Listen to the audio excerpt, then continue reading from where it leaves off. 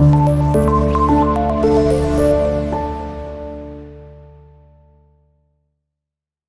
वालेकुम स्टूडेंट्स, कैसे हैं आप। आज हम अपना चैप्टर नंबर 4 का टॉपिक कर रहे हैं मिनरल एंड सॉल्ट्स। ये लास्ट टॉपिक है मेजर फूड कंपोनेंट्स का।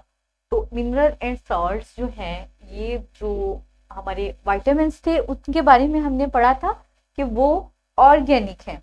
तो उनके अलावा देखा था हमने कि कितनी स्वेयर उनकी डेफिशिएंसी की वजह से डिजीजेस कॉज होती हैं। उनके अलावा मिनरल एंड सॉल्ट्स भी हमें चाहिए। और जो मिनरल और सॉल्ट्स हैं, ये आपने बात याद रखनी कि इनऑर्गेनिक हैं। हमने पढ़ा था ऑर्गेनिक, ये हैं इनऑर्गेनिक। तो ऑर्गेनिक के साथ साथ हमें कुछ इनऑर्गेनिक कंपाउंड्स भी चाहिए या कंपोनेंट्स भी चाहिए, जो हमारी बॉडी के जो मेटाबॉलिज्म है उसको रेगुलेट करने के लिए, हमारी प्रॉपर हेल्थ को मेंटेन करने के लिए जरूरी है। उसमें हमारे पास calcium, iron, iodine, sodium, potassium और फ्लोराइड्स हैं। ये जो हमारे पास मिनरल्स हैं, जो हम अपनी डाइट लेते हैं रोजाना की, उसमें कुछ ना कुछ अमाउंट में जरूर प्रेजेंट होते हैं। तो इनकी जो प्रेजेंस है ये बहुत इंपॉर्टेंट है। ये भी हमें थोड़ी कम अमाउंट में चाहिए होते हैं, यानी कि कह सकते हैं ये हमें बहुत नैरो रेंज में या माइनर कंपोनेंट्स हैं, लेकिन इनकी इंपॉर्टेंस बहुत ज्यादा है। कैल्शियम की बात करते हैं तो कैल्शियम के बारे में हमें पता है कि बोन्स की फॉर्मेशन के लिए कैल्शियम बहुत ज्यादा इंपॉर्टेंट है। तो यहाँ पे हम बताते हैं कैल्शियम किस में रोल प्ले करता है, बोन फॉर्मेशन में। तो अगर कैल्शियम बॉडी में कम है तो बोन्स जो हैं या तो बहुत वीक होंगी, और वो जो बोन मतलब आपकी हैं उन वो प्रेशर को बेयर नहीं कर सकेंगी, बॉडी का जो वेट है उसको नहीं उठा सकेंगी। बोन फॉर्मेशन में हेल्प करता है। इसके अलावा मसल्स की कंट्रैक्शन और रिलैक्सेशन में भी हेल्प करता है। बहुत लंबा टॉपिक है, डिटेल में अगर उसको हम डिस्कस करें कि कैल्शियम किस तरह रोल प्ले करता है आपके जो मसल्स हैं उनको रिलैक्सेशन में और उनकी कॉन्ट्रैक्शन में। तो अगर कैल्शियम की कमी होती है तो मसल्स में अकड़ाव, जिसे हम कहते हैं ना पट्टे अकड़ गए हैं, उनके अंदर खिंचाव आ रहा है, तनाव आ रहा है, तो उस तरह की जो है वो हमें प्रॉब्लम्स आते हैं। बोन फॉर्मेशन में हेल्प करता है कैल्शियम।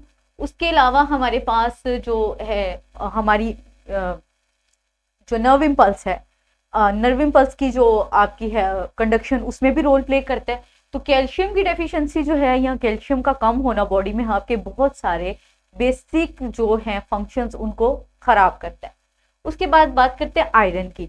तो आयरन जो है, आयरन की डेफिशिएंसी है बॉडी में तो बहुत सारे मसले कॉज होंगे, क्योंकि आयरन जो है वो आपकी जो हीमोग्लोबिन है, हीमोग्लोबिन के बारे में आपने पढ़ा था। हीमोग्लोबिन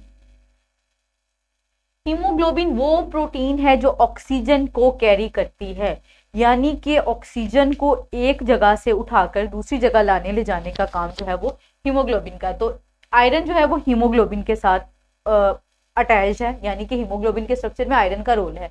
तो अगर किसी बंदे की बॉडी में आयरन की कमी है तो वो सीधी किसकी कमी को जाएगी, ऑक्सीजन की डेफिशिएंसी, यानी कि वो जो उसका कैरियर है, यानी कि एक जगह से दूसरी जगह ऑक्सीजन को लाने ले जाने के लिए जिस चीज की जरूरत है वो ही नहीं है, तो ऑक्सीजन को कौन लेके जाएगा, बेशक लंग्स में जितनी भी पड़ी है।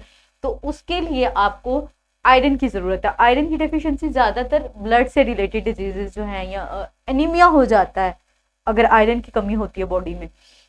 उसके बाद है आयोडीन। तो आयोडीन जो है वो बहुत इंपॉर्टेंट रोल प्ले करता है। आयोडीन की कमी की वजह से जो थायराइड ग्लैंड है उसकी फंक्शनिंग खराब हो जाती है, जिसे गिलहड़ बोलते हैं या ग्वाइटर बोलते हैं, वो हो जाता है, यानी कि थायराइड ग्लैंड जो है वो अपने साइज से थोड़ा इंक्रीज हो जाता है। अब थायराइड ग्लैंड की लोकेशन यूं है कि जो आपके ट्रेकिया है उसके बिल्कुल सामने की तरफ, तो वहां पे एक थायराइड ग्लैंड है। ग्लैंड्स को हमने अगले टॉपिक्स में डिस्कस करना है, इसलिए मैं यहाँ डिटेल से इतना नहीं बता रही। उसको आप जो नेक्स्ट टॉपिक्स हैं हमारे ग्लैंड्स वाले, उसमें बहुत अच्छी तरीके से हम उसकी लोकेशन भी देखेंगे और उसकी फंक्शनिंग भी पढ़ेंगे। तो वो जो आपका थायराइड ग्लैंड है वो थायरॉक्सिन रिलीज करता है, एक हार्मोन, उसके लिए उसको आयोडीन की जरूरत है। तो अगर आपकी डाइट में या किसी भी तरह आयोडीन की कमी है तो उससे थायराइड ग्लैंड जो है वो खराब होगी, उसकी फंक्शनिंग, और आपकी जो बेसिक ग्रोथ और मेटाबॉलिज्म को कंट्रोल करता है, यानी कि जो थायराइड है वो आपकी बेसिक ग्रोथ और मेटाबॉलिज्म इससे आपका इफेक्ट होता है, ग्रोथ एंड मेटाबॉलिज्म।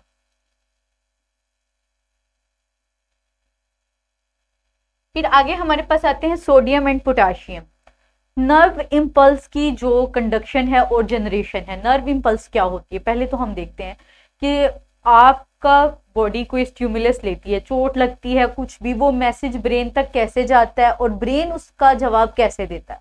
इस सारे प्रोसेस में हम कहते हैं कि नर्व इम्पल्स जनरेट होती है, जैसे एक करंट सा जनरेट होता है और वो जो आपकी सेल्फ की मेम्ब्रेन है उसके अक्रॉस जो है वो ट्रेवल करता है। तो ये उसमें कौन रोल प्ले करता है? तो नर्व इम्पल्स की कंडक्शन में रोल प्ले करते हैं सोडियम एंड पोटाशियम। सोडियम और पोटाशियम जो है मेम्ब्रेन के इर्द गिर्द जो है इस तरह का ग्रेडियंट जनरेट करती हैं या इस तरह के हिसाब से रहती हैं कि इनकी इस बैलेंस की वजह से पूरे का पूरा नर्व इम्पल्स पे मैसेज जो है वो ट्रेवल कर जाता है। तो सोडियम और पोटाशियम इंपॉर्टेंट रोल प्ले करती है नर्व की कंडक्शन में। उसके बाद फ्लोराइड्स हैं। फ्लोराइड जो है हम टूथपेस्ट जब यूज करते हैं तो लिखा होता है कि जिसमें फ्लोराइड्स हैं। दांतों की हेल्थ के लिए उनका जो प्रॉपर वाइट कलर है, उन पे जो अनेमल होता है, अनेमल प्रोटेक्टिव कवरिंग है, उसको रखने के लिए, दांतों की जो अच्छी लुक है या जो उसकी मजबूती है उसके लिए फ्लोराइड्स बहुत जरूरी है। तो ये सब हमारी जो हम रोजमर्रा की डाइट लेते हैं, खासकर वेजिटेबल्स, फ्रूट्स, इस तरह की चीजें, तो उसमें हमें बहुत अच्छे अमाउंट में जो है हमारे मिनरल सॉल्ट्स मिल जाते हैं। एक बात इंपॉर्टेंट ये थी इसमें कि ये इनऑर्गेनिक थे और जो हमने पहले वाइटामिन पढ़े थे वो सारे ऑर्गेनिक थे। उन सब के साथ साथ हमें इनकी भी जरूरत थी। इन्होंने भी देखें कितने हमारी बॉडी के जो बेसिक फंक्शंस हैं और जो हमारी बॉडी के बेसिक फंक्शंस हैं या जो हार्मोन्स हैं, ग्लैंड्स हैं, मसल्स हैं, उन सब को अपने साथ ये साइड बाय साइड चलाते हैं। ये ना हो तो इनकी डेफिशिएंसी भी बहुत स्वेयर है। हमने सबको बारी बारी डिस्कस किया, ये बहुत छोटा सा टॉपिक था। इसके साथ हमारा जो food and its major components वाला टॉपिक है वो कंप्लीट हो जाता है। इसके हमने ये जो है क्वेश्चन, ये मैं आपको बता दूं, ये शॉर्ट क्वेश्चन के हवाले से इंपॉर्टेंट है, ये एमसीक्यूज के हवाले से भी इंपॉर्टेंट है। इसमें आ सकता है कि सोडियम और पोटाशियम की डेफिशिएंसी से क्या होता है, या सोडियम और पोटाशियम क्या रोल प्ले करते हैं, फ्लोराइड्स किससे रिलेटेड है, या आपको याद होना चाहिए ये आपके टीथ हैं उनसे रिलेटेड है, और जो आपके सोडियम और पोटाशियम है या आपकी नर्व इम्पल्स से रिलेटेड है।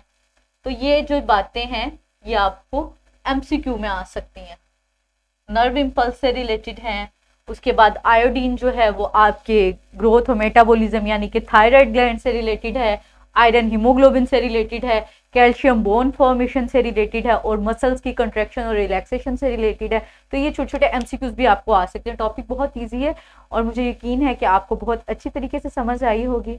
अल्लाह हाफिज।